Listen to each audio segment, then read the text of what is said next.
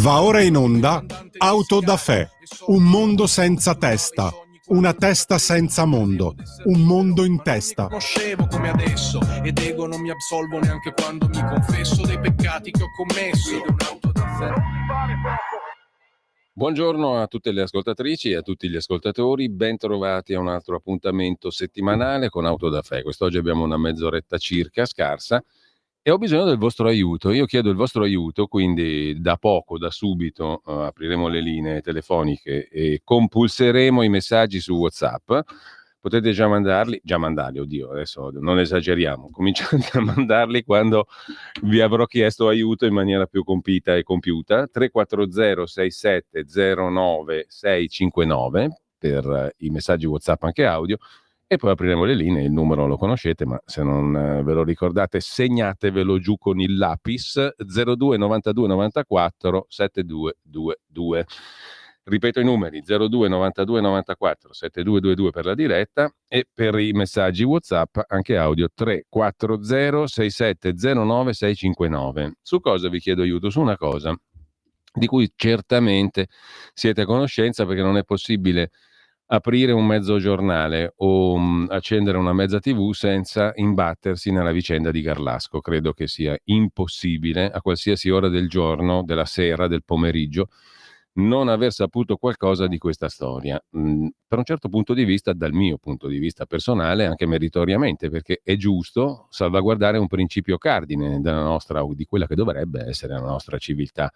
Non dico neanche civiltà giuridica, dico civiltà e basta, senza altri aggettivi, ovvero il fatto che uno in galera ci debba andare quando sia ritenuto colpevole al di là del famoso ragionevole dubbio, anzi di ogni ragionevole dubbio, come recita la nostra legge. Questa è stata una conquista piuttosto recente per la legislazione italiana ed è venuta insieme alla riforma del processo penale dell'89. Prima il processo era di carattere accusatorio, cioè in sostanza c'era un giudice istruttore che istruiva le indagini, si avvaleva della polizia giudiziaria e non c'era il pieno contraddittorio tra le parti, cioè non era il principio del processo italiano non era quello del processo anglosassone, il principio accusatorio, dove accusa e difesa formano in tribunale la prova. Se voi andate a guardarvi l'articolo 111 della Costituzione italiana, che è stato modificato non da tantissimo, nel 2006 se non mi ricordo male, ma comunque è un'acquisizione relativamente recente, questa del principio della parità tra accusa e difesa, della formazione della prova nel contraddittorio tra le parti accusa e difesa nel processo, che è un principio di civiltà giuridica abbastanza,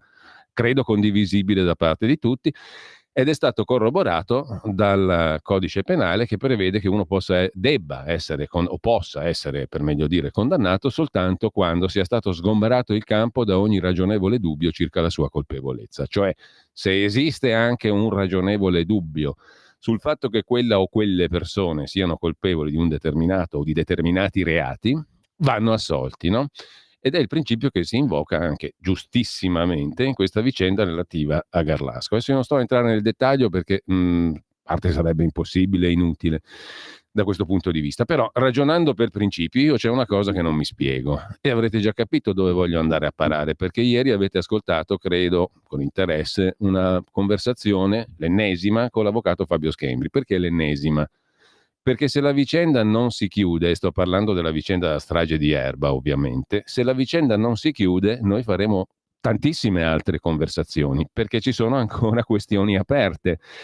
Il ragionevole dubbio non è uno nella vicenda della strage di Erba, sono tanti, tantissimi. Anche qui non sto a riassumerveli, perché negli anni, prima con Radio Padania Libera e poi con RPL e poi con Radio Libertà, li avete ascoltati e straascoltati, e credo che sia stata questa trasmissione, anzi la precedente trasmissione Onda Libera, la che andava in onda su Radio Padania Libera fino da tanti anni fa, dal 2007-2008, da quando la vicenda ha assunto un piano giudiziario.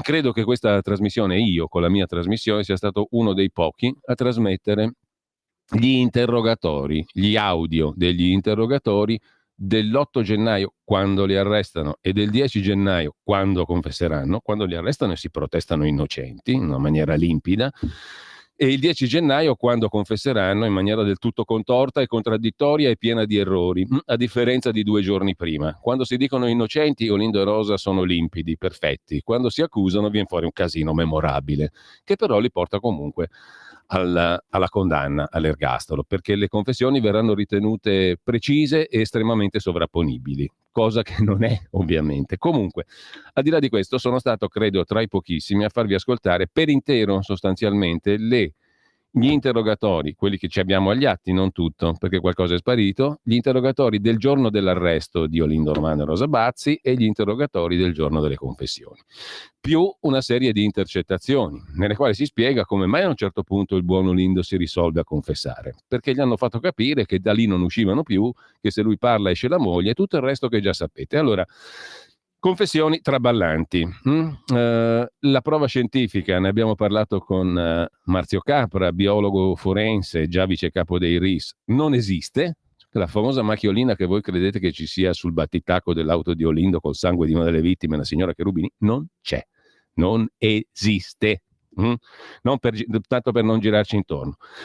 Il terzo elemento è il riconoscimento, quello del povero signor Frigerio. Abbiamo visto quanto traballante fosse e quanto secondo logica non andasse nemmeno ammesso, perché quando uno mi descrive per più volte e lo ribadisce ai figli, all'avvocato, una persona che non ho mai visto come aggressore, che non è di qui, che ha un certo connotato fisico, insomma non sto a ridirlo, quindi 3 prove, 3 cose che non tornano, non 3 ragionevoli dubbi, ma 30, 300 ragionevoli dubbi se entriamo in ciascuna di queste cosiddette prove.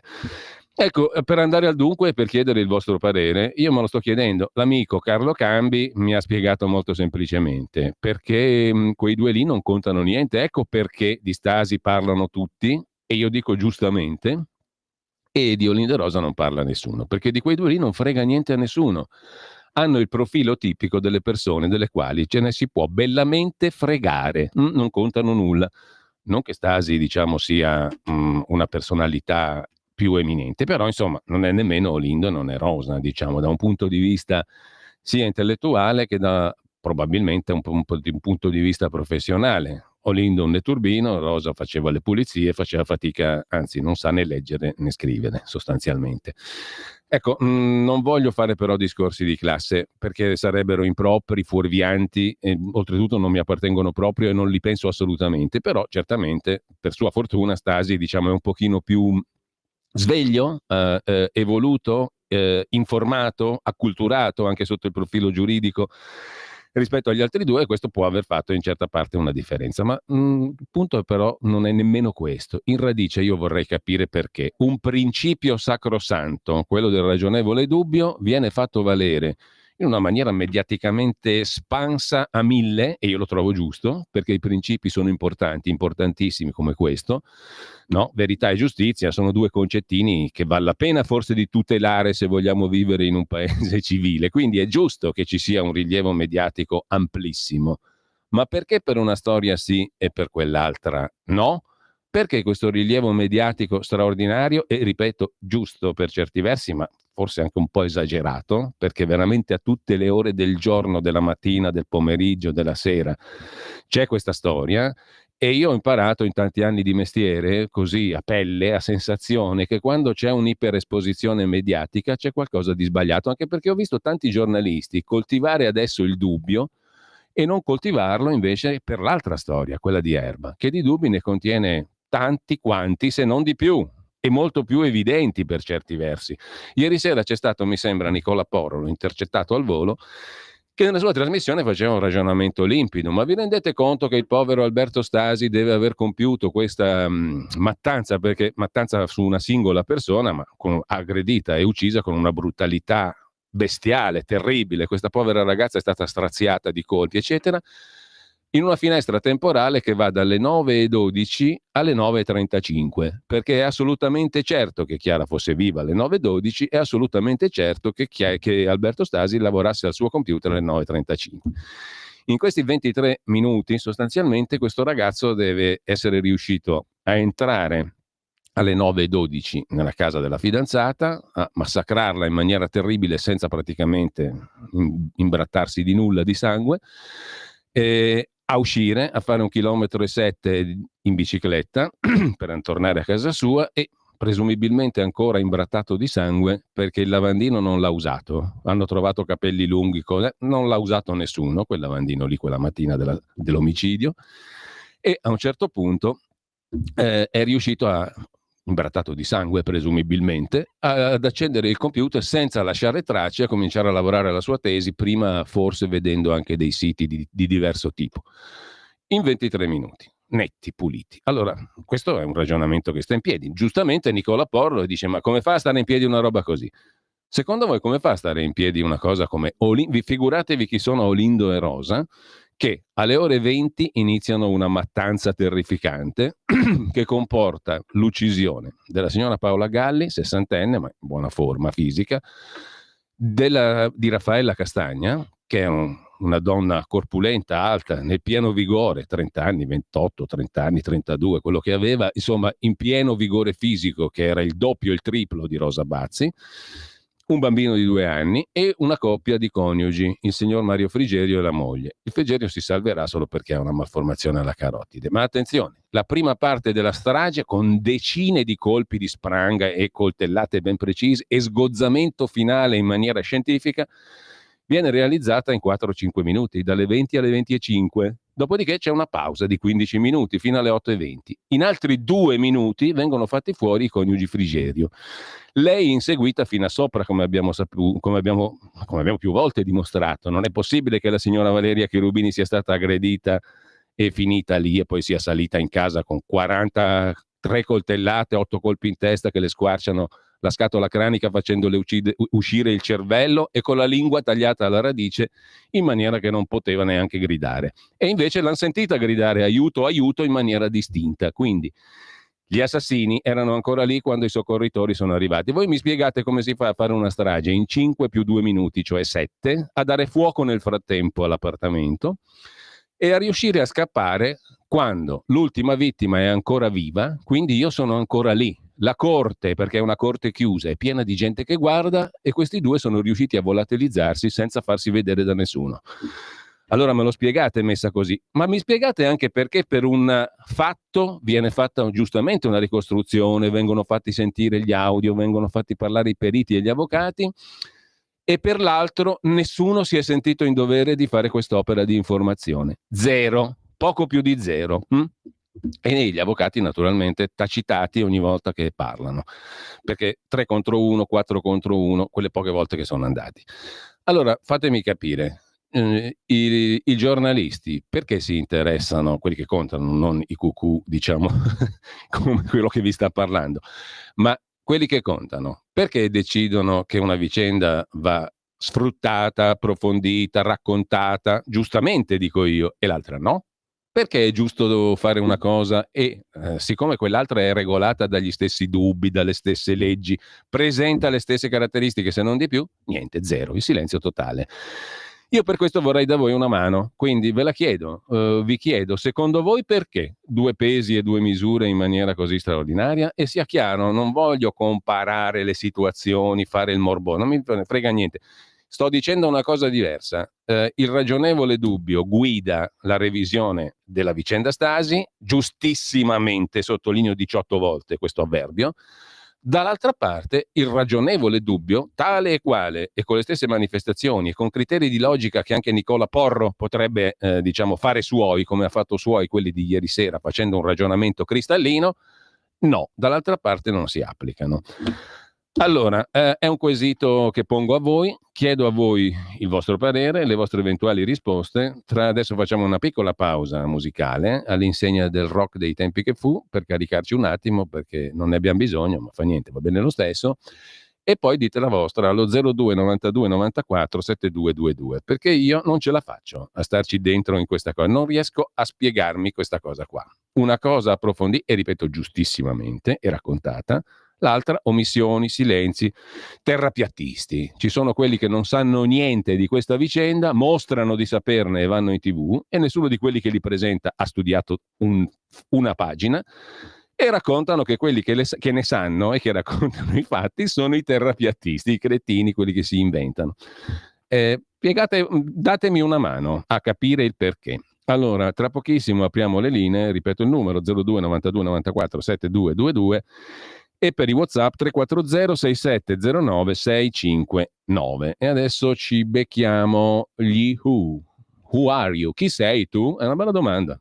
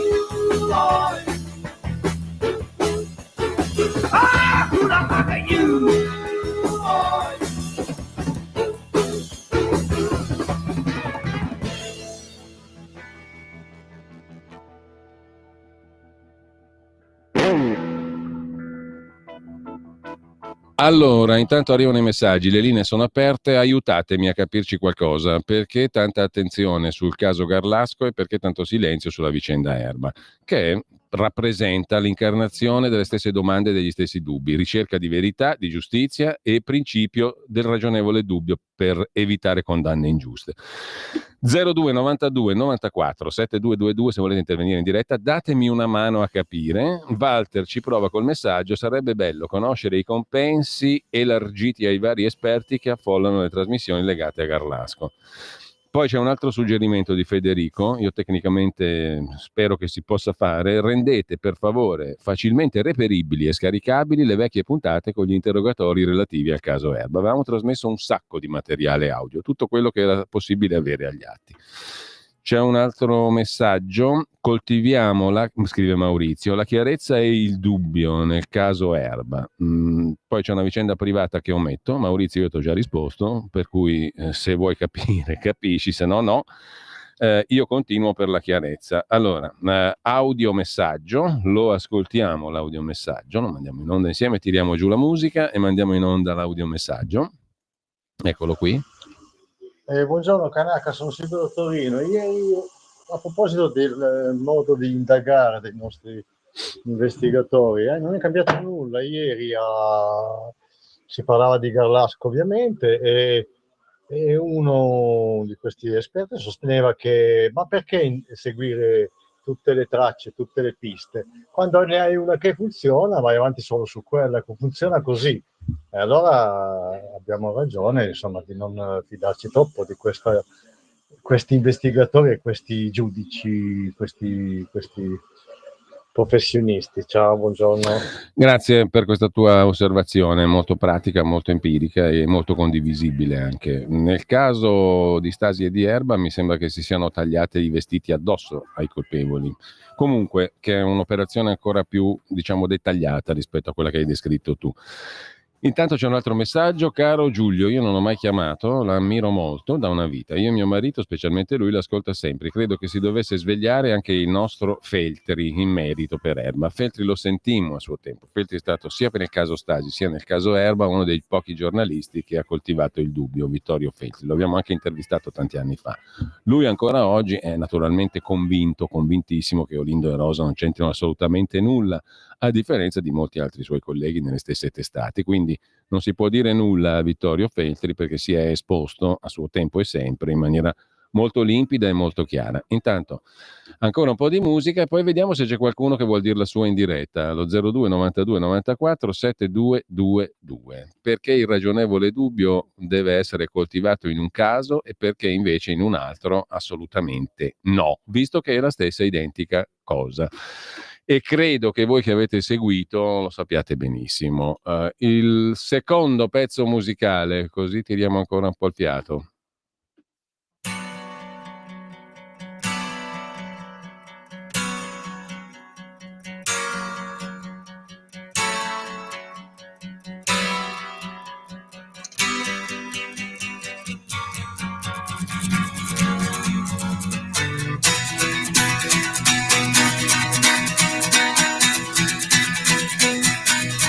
Era il flipper del mago, anzi il mago del flipper, Tommy degli Who, ve lo ricordate, no? Elton John che giocava al flipper. Se entri come una pallina nel flipper della giustizia, prendi un sacco di legnate, mettiamola così in metafora. Intanto c'è una telefonata, pronto? Pronto? Buongiorno. Buongiorno Giulio, Dario da Valdobbiadene. Buongiorno Dario. Io tutto quello che ricavo dalla storia di Erba è che si crea un precedente, nel senso che chiunque potrebbe essere condizionato dal fatto di dire guarda che ti creo attorno a un caso come questo e nonostante tu dimostri tutti i dubbi, la magistratura tutta è coerente con quello che dicono e quindi ti posso condannare. È un precedente scomodo, mi sa. Grazie, ti ascolto per radio. Sì, è sicuramente così. Sarebbe poi la ammissione di un colossalissimo fallimento. Mi verrebbe da dire forse superiore addirittura al caso Stasi, perché il caso Stasi adesso è stato rimesso in carreggiata in maniera anche accettabile e soprattutto la differenza fondamentale è che il caso di Erba, nel caso di Erba, tutti i punti che portano ai dubbi, diciamo delle certezze, ma in senso opposto a quelle scritte nelle sentenze, li hanno tirato fuori gli avvocati difensori, i consulenti di altissimo profilo, tra l'altro, degli avvocati difensori. Nel caso Stasi, invece, li ha tirati fuori una procura. Li hanno tirati fuori i carabinieri che hanno ripreso ad indagare, i carabinieri di Milano, e li ha tirati fuori una procura di Pavia con un nuovo vertice, un nuovo procuratore, nuovi inquirenti. Quindi mi viene da dire alla faccia, scusate la brutta espressione volgare, del principio della parità tra accusa e difesa. Un conto è se le indagini, anche di tenore opposto rispetto a quelle precedenti che hanno portato a una condanna, le fa un procuratore, le fanno i carabinieri. Un conto è se le fanno dei bravissimi avvocati e dei super consulenti. Se le fa la procura, se le fanno i carabinieri, se ne riparla del caso passato in giudicato. Se le fanno gli avvocati difensori, no. Mi sembra, tranne il caso del nostro amico Beniamino Zuncheddu, dove però è stato decisivo il parere di una che invece ha detto no alla vicenda Erba, cioè la procuratrice generale all'epoca di Cagliari, che poi su Milano ha detto no al dottor Tarfusser. Ma se non ci fosse stata la procuratrice generale di Cagliari, Francesca Nanni, forse anche il caso Zuncheddu non sarebbe finito bene, perché solo con l'avvocato difensore e con i tuoi super esperti e consulenti finché vuoi è molto difficile riaprire un caso giudiziario. Lo sa benissimo anche l'avvocato che parla con Antonino Danna dei casi di giustizia nella sua rubrica In cerca di giustizia, no? È così purtroppo. Quindi parità tra accusa e difesa, ciao, nonostante sia scritta nella Costituzione. Secondo me. Secondo voi? Pronto? Sì, Giulio, sono il Walter. Buongiorno. Non volevo telefonare perché ho già chiamato stamattina con Sammy, però è impossibile stare zitti. La procuratrice Nanni è vero, ma anche il Partito Radicale che ha supportato molto esatto. il suo avvocato. Sì, no, lo avevo omesso, hai fatto bene a ricordarlo, perché senza il Partito Radicale e in particolare Irene Testa non sarebbe uscito Zoncheddu. Esattamente, infatti se qualcuno della Lega si fosse esposto, quei leoni non sono leoni da vabbè, niente, lasciamo perdere. Volevo dirti questo, perché si parla tanto di Garrasco e non di Erba? Perché su Garrasco i telegiornalisti non si sono esposti così chiaramente contro Stasi, quindi oggi hanno anche la possibilità di far bella figura, diciamo. Su Rosio Linde è impossibile, non può esserci nessuno che vada in televisione a perpetrare tutte le ragioni di Rosio Lindo. Se non vai tu, qual è il giornalista che può andare a dire no, ma guarda che questi due qua sono innocenti? Li hanno tutti sparato addosso, dandole degli assassini. Questo è vero. Nessuno oggi nessuno è uomo al livello da poter dire mi sono sbagliato, quello che ho detto non era corretto. Solo questo secondo me è la ragione, è il mio pensiero, Giulio. No, è una componente sicuramente anche questa, condivido la tua osservazione, perché gente che ha strasparato a Zea, infatti adesso prosegue e ti dicono sei un terrapiattista, semplicemente perché racconti i fatti, guarda che questa è bella. Luciana, bella domanda Giulio, non posso che pensare male di questi magistrati, questi non so quali, comunque ed è a causa loro se lo penso, quindi dico che devono essere concussi con il vero motivo della strage dei veri autori, cioè in qualche modo collegati. Come detto da Zuz Marzuka, ha a che fare con il mondo della depravazione, che però frutta soldi e come al solito il dio danaro vince. Troppe sono le prove che scagionano i coniugi, è evidente che non vogliono usarle. Per quanto riguarda l'altro problema, non l'ho seguito come il precedente, forse la vicenda Stasi. Un altro messaggio, abbiamo ancora 2 minuti circa, chi vuole fare una chiamata in coda la può fare allo 02 92 94 7222, comunque altro messaggio, per la prima volta dopo 6 anni dalla richiesta, la difesa di Massimo Bossetti avrà altro caso, io mi ricordo sul caso Bossetti le prime parole, intervistai Marzio Capra, il già citato biologo forense che ha lavorato anche per la difesa di Massimo Bossetti, il quale disse sì, il DNA, che è l'unica cosa che in sostanza ha incastrato Bossetti. Il DNA nucleare, perché quello mitocondriale non l'hanno mai trovato, no? Allora lui mi fece un paragone che mi è rimasto impresso nella testa, ma io un DNA così, ed era il vice capo dei RIS, un biologo forense, un genetista di assoluto livello, il dottor Capra, dice un DNA così non l'ho mai visto in vita mia, perché è come se voi trovaste una carta di identità con la vostra foto e con tutti i dati relativi a un'altra persona che non c'entra niente con voi. Voi la considerereste valida, quella carta di identità? Oltretutto il DNA nucleare è il DNA che si corrompe e scompare nella maniera più veloce possibile. Il DNA mitocondriale rimane anche quello delle mummie del faraone Tutankhamon, quindi è quello che più resiste alle intemperie, ai secoli, al tempo. Come fa a scomparire il DNA mitocondriale e a rimanere il nucleare? E quindi il risultato finale è che quel DNA lì è come una carta di identità dove c'è la foto di Giulio Cainarca e i dati del presidente Mattarella. Non è valida, non è assolutamente valida. Detto questo, per la prima volta dopo 6 anni, scrive il nostro ascoltatore, dalla richiesta la difesa di Massimo Bossetti avrà a disposizione il profilo genetico di Chiara Gambirasio e dei circa 25.000 DNA raccolti per arrivare a identificare Ignoto 1 oltre ad altri reperti. Anche qui di dubbi sulla colpevolezza sono molti, eppure la notizia è passata sotto traccia, dice giustissimamente la nostra ascoltatrice. Chiudiamo con perché non mandiamo cartoline che Olindo e Rosa sono innocenti ai magistrati responsabili di questa grandissima ingiustizia? Se è possibile mandi l'indirizzo. L'indirizzo sono per Olindo Romano il carcere di Opera e per Rosa Bazzi il carcere di Bollate. Poi vi do gli indirizzi in conclusione, cioè adesso. Includerei anche il caso Iara, vista la serie Netflix, dice un altro ascoltatore. Parole sante, scrive Dino da Rovinio, dall'Istria. Sono perfettamente d'accordo, ti ringrazio di aver preso a cuore anche per noi in nome della giustizia questo drammatico caso. Mi ricordo già dopo qualche giorno dell'avvenuta strage che avevi fatto tante puntate chiarificatrici riportate fedelmente dal caro amico compianto Marco Scaglia nel suo blog Affari Padani, che forse è ancora in giro, tra l'altro ritrovate anche moltissime trasmissioni dell'epoca. Avanti Giulio, siamo in tanti a esserti vicino in questa coraggiosa battaglia, che non è coraggiosa, è semplicemente una battaglia fatta sulle cose vere, sui fatti.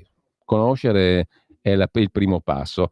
Siccome però non è il passo che fanno tutti, non conoscere invece è utile per andare in televisione a parlare, mi verrebbe da dire. Comunque, al di là di questo, chiudiamo qui. Io vi do gli indirizzi. Se volete scrivere a Olindo Romano dovete scrivere, aspettate un attimo, al carcere di Opera. Il carcere di Opera, indirizzo, si trova in via allora, l'indirizzo è questo, Olindo Romano naturalmente, casa di reclusione di Milano Opera, via Camporgnago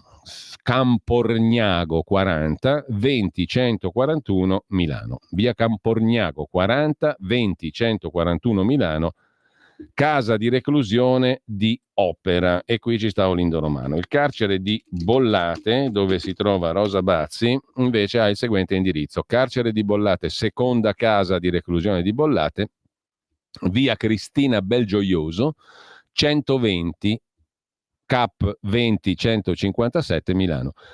Via Cristina Belgioioso 120 20 157 Milano, carcere di Bollate per Rosa Bazzi. Scrivete, perché a loro fa anche piacere. Rosa dovrà farselo leggere da qualche compagna carcerata, ma succede sempre che li legga e risponda ai detti alla compagna, e quindi, perché gli ho scritto tante volte anch'io. Comunque, un saluto a tutti, buona prosecuzione di ascolto, e viva la verità e viva la giustizia. Avete ascoltato Auto da Fè.